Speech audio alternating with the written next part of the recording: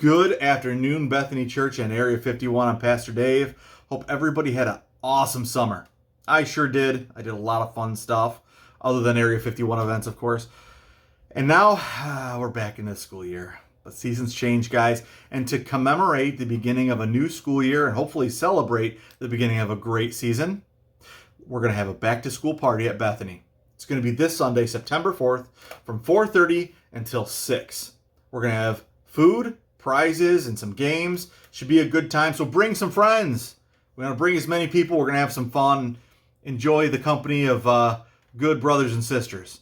And then September 11th, we're going to start Area 51, the youth group here, off the right way. We're going to start from 6 p.m. to 7:30, and September 11th is going to be the first time we meet, and then we're going to go every Sunday after that. So hope to see you guys there. We have a great time. If you've never attended, come on down. We're an easy group to get along with.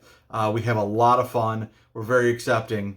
Love you guys. But this lesson today is on a little term called curb appeal.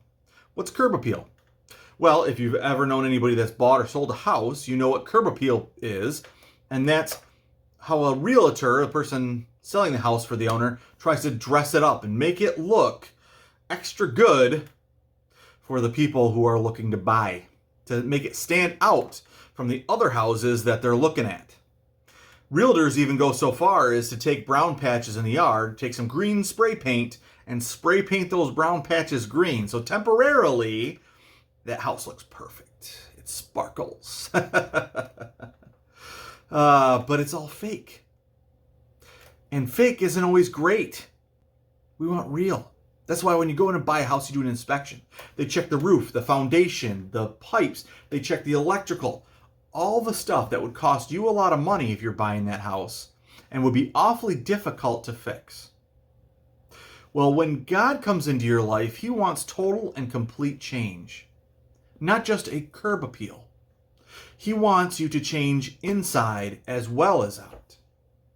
And in Luke 11, verses 24 to 26, he talks about this.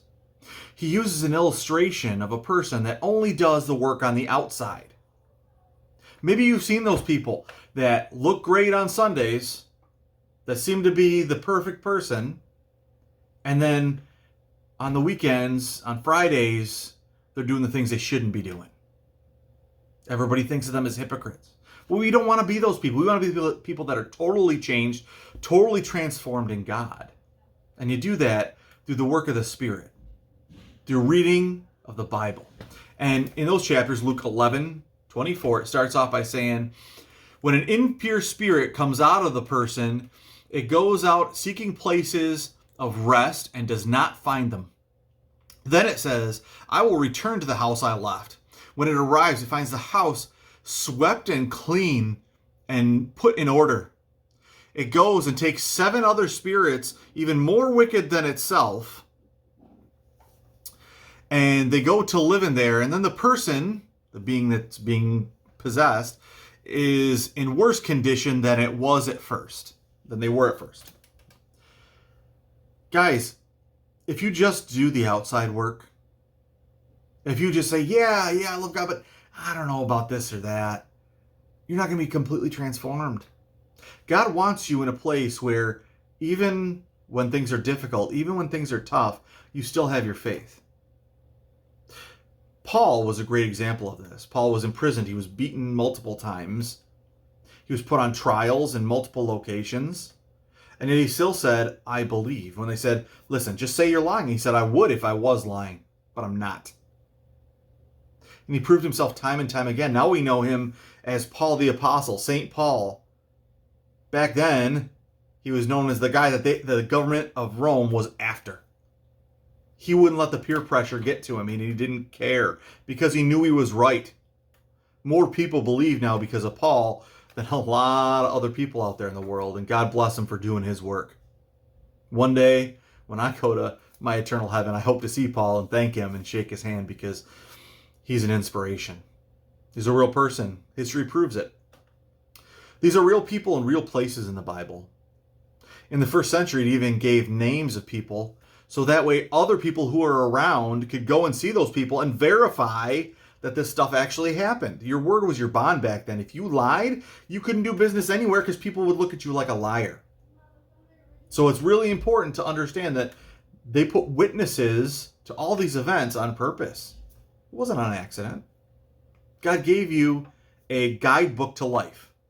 And if you believe that God is real, or a God is real, that they formed the universe, which obviously I do, and that he could give you a guidebook, which obviously he could if he formed the universe, you should understand and read it. Get into it. Understand what God means when he's talking to us. What he wants from us, what he wants us to do. Because he wants freedom for you. Freedom isn't indulging in sin. It's a freedom away from sin. It's like a little kid that touches that hot stove. Sure, that red flame looks enticing. Well, it looks special. I want to touch that.